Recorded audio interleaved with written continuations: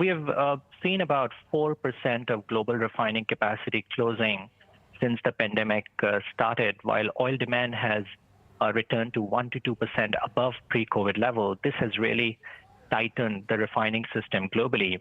The pace of closure was more concentrated in the 2020 to 22. However, we have seen still about 0.4 billion barrel per day of closures last year, and we are seeing another 500,000 barrel per day of closures coming in first half next year. So what does that mean to our refining balances ahead?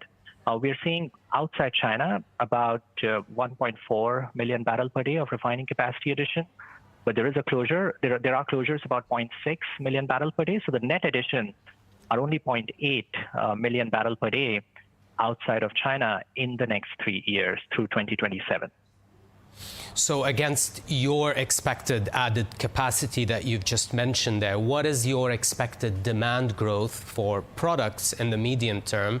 And as such, do you expect tighter product markets moving forward? I think you've alluded to this. And in which products specifically? Sure. So over the next 3 years, outside China, we are expecting net refining product demand growth to be 1.5 million barrel per day. And against that, as I mentioned, supply growth will be net 0.8. So we do expect refining supply demand ex-China to be more tighter sequentially. Among products, we are more constructive on middle distillate, which is diesel and jet fuel bucket. They both are largely similar products. We expect demand growth for middle distillate, diesel and jet fuel to peak in next decade, middle of next decade, while the supply growth is limited from the new refineries that are coming on stream.